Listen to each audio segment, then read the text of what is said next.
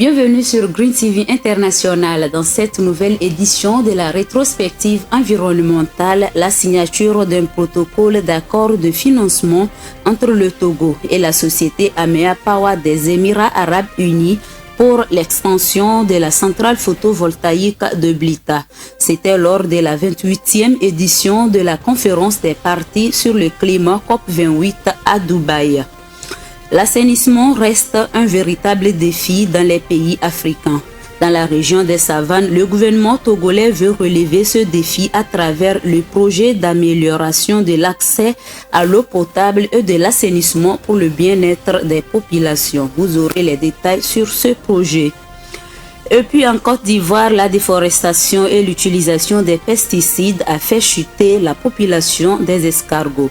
La création des fermes d'élevage de ces gastéropodes vient compléter ce défi. Voilà pour les titres, à présent le journal.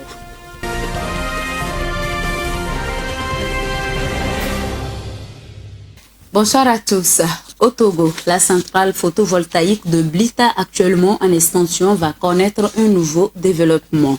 Lors de la 28e conférence des parties sur le climat, le Togo et la société Amea Power basée aux Émirats Arabes Unis ont signé un accord de financement pour l'extension de la dite centrale. Les images.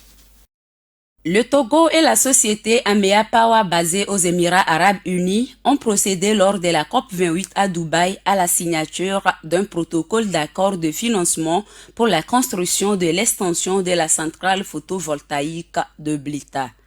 Les documents ont été signés en présence du président de la République par la ministre déléguée en charge de l'énergie, Mila Aziablé, et le numéro 1 de la société, Hussein Al-Nawais, lors d'une cérémonie en marge des travaux de la COP28 au pavillon Togo. Cet accord consiste à doter de la centrale photovoltaïque de Blita d'une capacité supplémentaire de 30 MW et d'un stockage de batteries supplémentaires d'au moins 10 MWh, ce qui portera sa capacité de production de 70 MW à 100 MW au total. L'augmentation de la capacité de production de cette infrastructure énergétique répond à la vision du chef de l'État de diversifier les sources d'énergie, de promouvoir le développement durable et de faire du Togo un pays de référence en la matière sur le continent. L'ambition du Togo est d'atteindre 50% d'énergie renouvelable dans le mix énergétique d'ici à 2030 et de réduire les émissions relatives à ce secteur à hauteur de 8% à l'horizon 2025.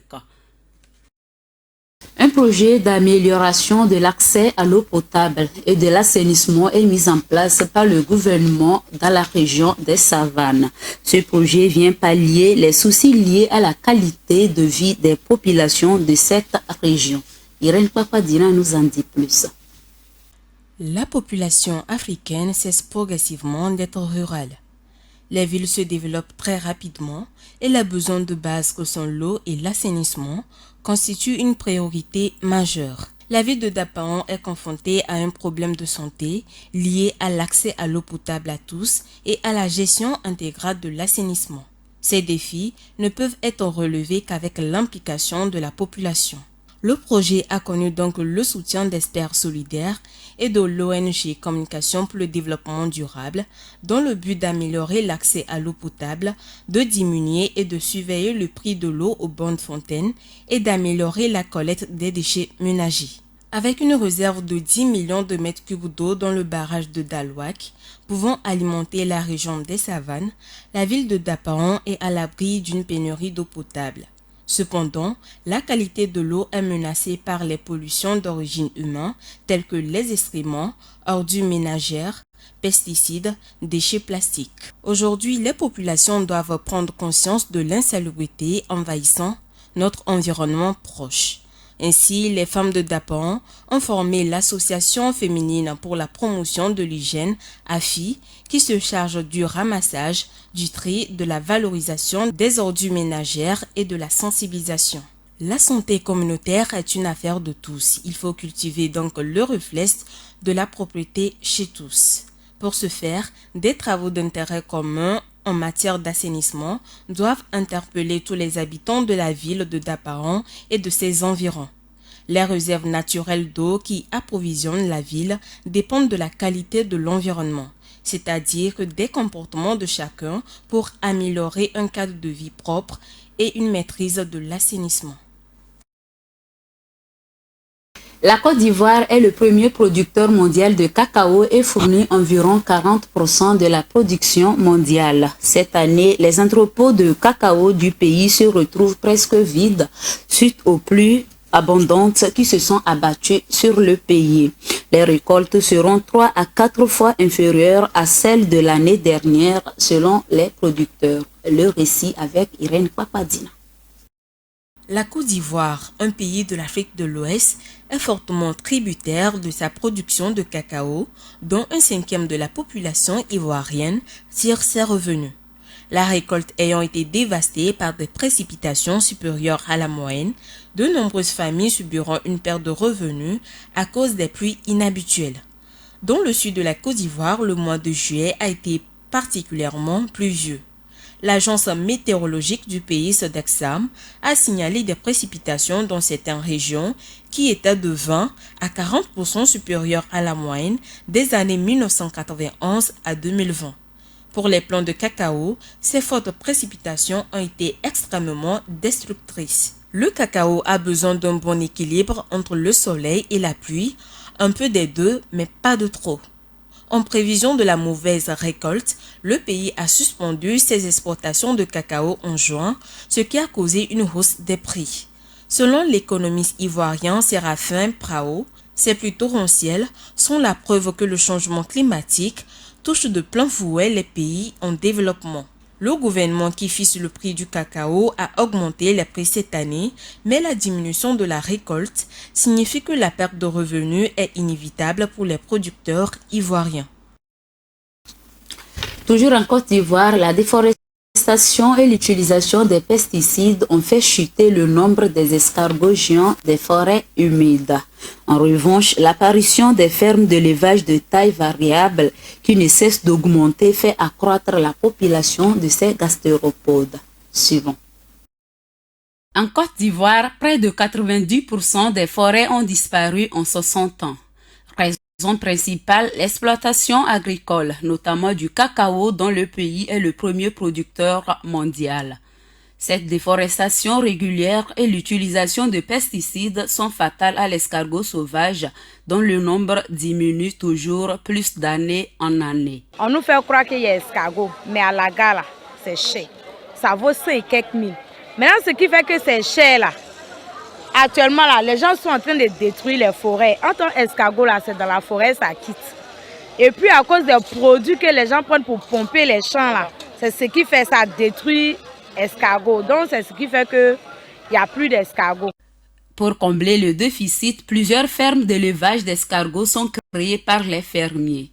Il en existe aujourd'hui quelques 1500 dans tout le sud humide de la Côte d'Ivoire. Dans ces fermes, on peut voir des escargots géants qui pèsent jusqu'à 500 grammes avec une longueur de 10 cm. Les gastéropodes qui ne peuvent vivre que dans un climat humide sont arrosés et nourris tous les 2 jours. Mais les puristes ne jurent que par l'escargot sauvage capturé dans la forêt à la chair bien plus goûteuse selon eux. C'est ce que demande Bernus Bleu, fondateur et directeur de Côte d'Ivoire Expertise Escargot, CIEE, l'un des plus grandes entreprises de production, transformation et commercialisation des gastéropodes géants. L'élevage d'escargots est moins coûteux, il n'existe pas de produits vétérinaires, donc c'est moins coûteux, c'est facile, c'est naturel, c'est bio. La simplicité de l'élevage des escargots, sa productivité et sa rentabilité ont poussé des milliers d'Ivoiriens à se lancer dans cette filière après avoir reçu une formation. La progression est impressionnante. En seulement 5 ans, la production est passée de 25 à 250 tonnes d'escargots par mois selon le gouvernement ivoirien.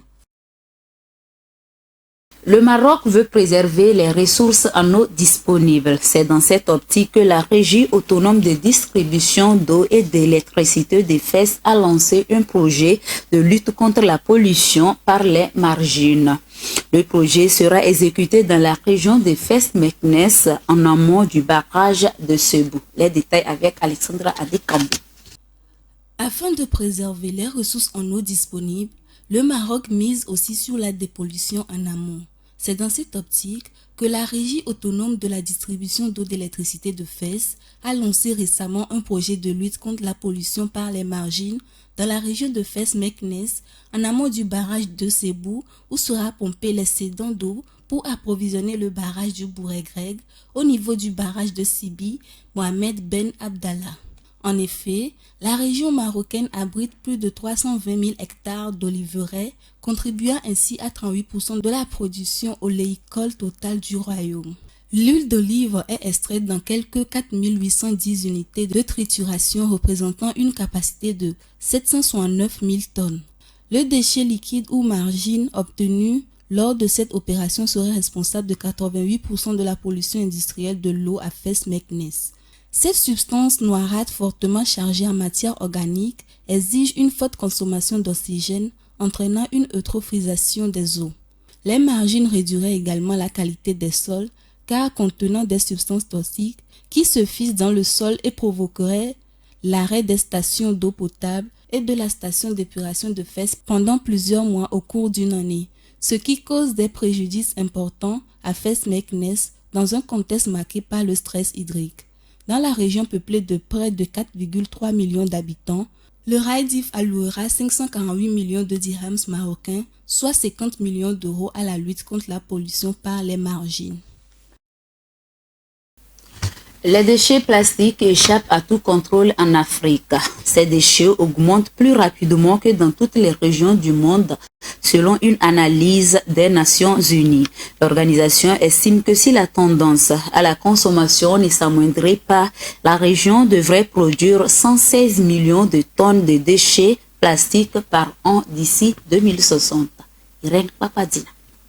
En l'absence de règles et de réglementation mondiale, les habitants des pays en développement subissent de manière disproportionnée les conséquences de la pollution plastique sur l'environnement et sur la santé. Pour enrayer cette pollution, la communauté économique des États de l'Afrique de l'Ouest a adopté le 28 novembre dernier une série d'initiatives pour lutter contre la pollution par les déchets plastiques. La signature du mémorandum sur le projet de règlement relatif à l'harmonisation de la réglementation des produits plastiques et à la gestion écologiquement rationnelle des déchets plastiques dans les États membres de la CEDEAO devrait permettre de mieux lutter contre la pollution. En effet, près de 80% des déchets plastiques mal gérés dans les zones côtières ouest-africaines posent des défis croissants aux populations, aux économies et à l'environnement côtier et marin. Selon certains experts, cette situation résulte du boom démographique dans les zones côtières où vit un tiers de la population ouest-africaine, au développement de la société et de consommation. Selon les données officielles, en 2018, 6,9 millions de tonnes de déchets plastiques ont été rejetés par les océans par les 17 pays côtiers de l'Afrique de l'Ouest. Et selon les Nations Unies, la région devrait produire 116 millions de tonnes de déchets plastiques par an d'ici 2060. Pour inverser la courbe, les experts appellent les États africains d'améliorer leur gestion des déchets plastiques.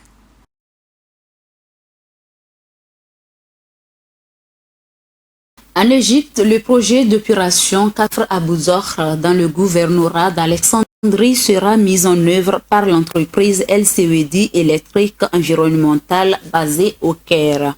Le projet vise à préserver l'environnement, principalement à la ressource en eau douce polluée par les eaux usées avec les risques pour la biodiversité aquatique et la santé humaine. Les détails avec Alexandra Adekambi. El-Suedi Electric Environmental Solutions, une entreprise basée au Caire, mettra en œuvre le projet de la station d'épuration Kafr à Bouzor dans le gouvernorat d'Alexandrie, conformément à un accord signé récemment avec l'autorité de construction pour l'eau potable et les eaux usées d'Égypte. Le contrat prévoit la conception, la fourniture d'équipements, l'installation, les travaux de génie civil et la mise en service de l'usine de traitement des eaux usées. La station traitera quotidiennement 60 000 m3 d'effluents produits dans le gouvernorat d'Alexandrie avant leur retour dans le milieu naturel. Ce projet vise donc à préserver l'environnement, principalement les ressources en eau douce qui est polluée actuellement par les eaux usées avec des risques pour la biodiversité aquatique et la santé humaine. À travers le service d'assainissement durable dans les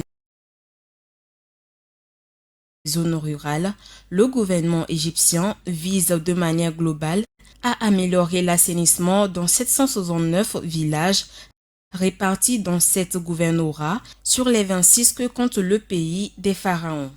Outre les stations d'épuration Kafr à Bouzor et Oud Negueh, El-Suedi Electric a également été choisi en juillet 2023 pour la construction d'un centre de fabrication de pompes à eau dans les zones économiques du canal de Suez. C'est la filiale El-Suedi Industrial Development qui mettra en œuvre ce contrat. Le Mozambique donne carte blanche à un plan de transition énergétique révolutionnaire qui va s'étendre jusqu'à 2050. L'objectif est d'avoir des investissements d'environ 80 milliards de dollars pour la réalisation de ce projet. Lian Sadou.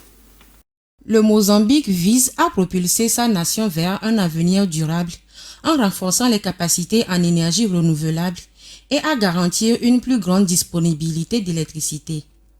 Le président Felipe Nyusi a prévu présenter officiellement son ambitieux plan énergétique à la communauté internationale le 21 décembre lors du sommet climatique COP28 à Dubaï. Ce plan décrit les initiatives cruciales entre 2023 et 2030 et a été approuvé au Conseil des ministres du 21 novembre dernier. Cette initiative consiste à une augmentation substantielle de 2000 MW de la capacité hydroélectrique obtenue grâce à la modernisation d'anciennes installations et à l'achèvement du projet hydroélectrique de Mfonda Nkoua. Cette stratégie met l'accent sur le développement du réseau électrique national et une transition vers les véhicules électriques pour enrayer les émissions dans le secteur des transports. Le Mozambique, qui a fait son entrée sur le marché du gaz naturel liquéfié en novembre 2022, estime que les découvertes du gaz, ajoutées au potentiel inexploité des énergies renouvelables, serviront de booster de croissance économique.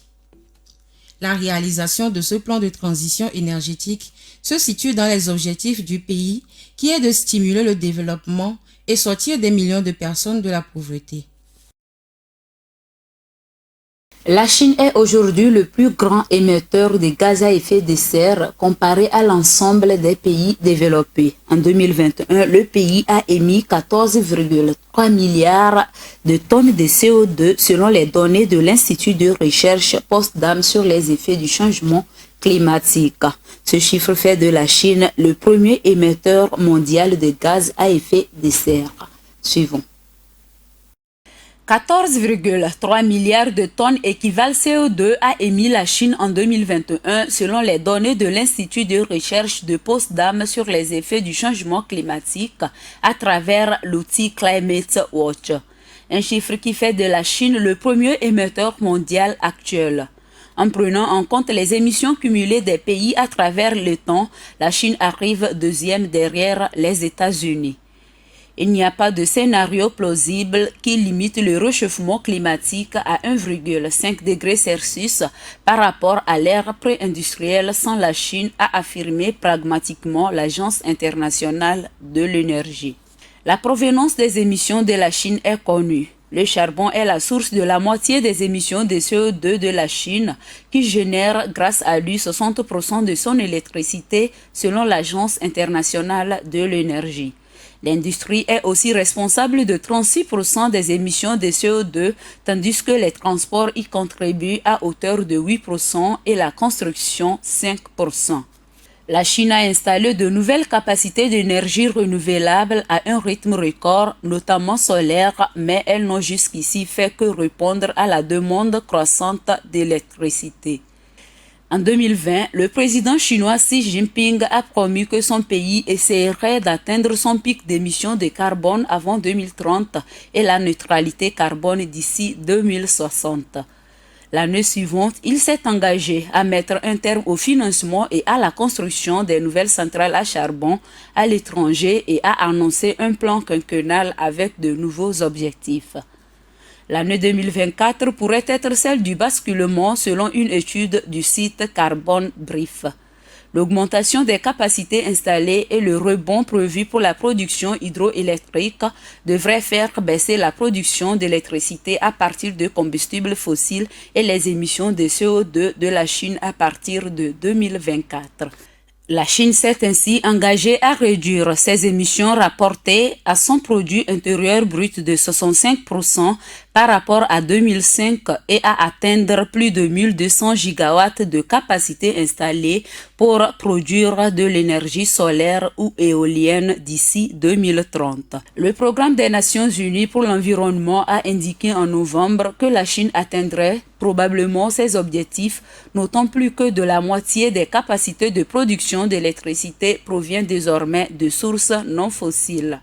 Cet objectif a été atteint avant la date fixée initialement et cette part doit encore augmenter. Malgré les promesses du président chinois concernant le charbon, la Chine s'est montrée réticente à toute formule évoquant une sortie ou même une réduction des énergies fossiles, une question qui agite chaque round des négociations climatiques. Premier pays pollueur de la planète, la Chine est aussi un véritable champion dans l'utilisation des énergies propres. À Shenzhen, dans le sud de la Chine, tous les transports publics de la ville sont essentiellement électriques. C'est la première grande ville au monde à passer à 100% électrique pour ses taxis et bus. Suivons ce reportage. La pollution des villes chinoises et la prise de conscience de la population des risques pour la santé ont poussé les autorités à accélérer la transition des transports. À Shenzhen, métropole technologique de la Chine, tous les transports publics sont entièrement électriques. Des bus et des taxis roulent à l'électricité et transportent silencieusement leurs passagers sans émission de CO2 ni gaz d'échappement. Shenzhen, avec ses près de 18 millions d'habitants, a été la première grande ville au monde à basculer en 2017 ses bus auto-électriques. La ville limitrophe de Hong Kong où de nombreuses start-up ont leur siège a aussi électrifié la majorité de ses taxis. Après elle, d'autres villes chinoises ont emboîté le pas avec l'objectif d'avoir des transports propres avant 2025. L'exemple chinois montre qu'électrifier rapidement les transports en commun est possible par contraste avec la lenteur de la transition dans les pays occidentaux. Les bus contribuent moins au réchauffement que les voitures et les camions, mais l'Agence internationale de l'énergie estime de même à 5% la réduction potentielle d'émissions dues aux bus dans un scénario de neutralité carbone en 2050, sans compter que des bus électriques améliorent immédiatement la qualité de l'air que les habitants respirent. Mais la Chine reste une exception mondiale. Le pays représente plus de 90% des bus et camions électriques dans le monde selon les chiffres de 2021 de l'International Council on Clean Transportation. Pour Elio Richard, expert des véhicules électriques, ce n'est pas une ambition réalisable en un temps record. Selon une étude de la Banque mondiale réalisée spécifiquement sur les bus de Shenzhen, à performance égale, les émissions d'un bus électrique sur l'ensemble de son cycle de vie, en incluant sa fabrication et celle de sa batterie, sont réduites de 52% par rapport à un bus diesel. Cette empreinte carbone prend en compte que la moitié de l'électricité de Shenzhen est générée avec du charbon. Au total, les bus électriques y permettent d'économiser 194 000 tonnes de CO2 par an. La Chine est certes le premier émetteur mondial de gaz à effet de serre et reste très dépendante du charbon. Mais le pays est également celui qui investit le plus dans les énergies renouvelables. Et pour finir, coup de théâtre à Dubaï. Alors que la réduction des énergies fossiles se trouve au cœur des discussions, le secrétaire général de l'ONU, Antonio Guterres, a passé la charge au prince saoudien Abdelaziz Ben Salman. Ce dernier a fait savoir que son pays s'oppose catégoriquement à la sortie des énergies fossiles. Vivas Aman. Un bras de fer s'installe à la COP28 actuellement en cours à Dubaï. Alors que le sommet sur l'environnement tente de faire inscrire la réduction des énergies fossiles, l'Arabie saoudite et certains pays du Golfe s'y opposent. Le ministre saoudien de l'énergie s'est absolument opposé à un accord portant sur la sortie des énergies fossiles à la COP28, donnant le ton des difficiles négociations qui se déroulent dans la ville des Émirats. La sortie ou la réduction des énergies fossiles comme le pétrole, le gaz ou le charbon sont au cœur de sérieuses discussions aux Émirats arabes unis qui accueillent la 28e grand-messe sur le climat. Les deux options figurent pour l'instant dans la première ébauche du texte, mais le prince d'Arabie saoudite Abdulaziz Ben Salman a affirmé que son pays, premier exportateur de pétrole au monde, n'était absolument pas d'accord. Le secrétaire général de l'ONU, Antonio Guterres, lui a insisté la semaine dernière sur le fait que la limite 1,5 degrés Celsius est tenable uniquement si nous finissons d'arrêter de brûler tous les combustibles fossiles. Le prince saoudien, pour répondre, a lancé un défi à tous ceux qui se disent publiquement devoir sortir des énergies fossiles. Il demande à savoir comment les partisans de la sortie de ces énergies fossiles comptent s'y prendre. Précisons que la Chine et la Russie sont également opposés à toute mention des énergies fossiles dans le texte de l'accord final. Et c'est sur ces images que se referme cette édition. Merci de votre fidélité. Bon week-end à tous.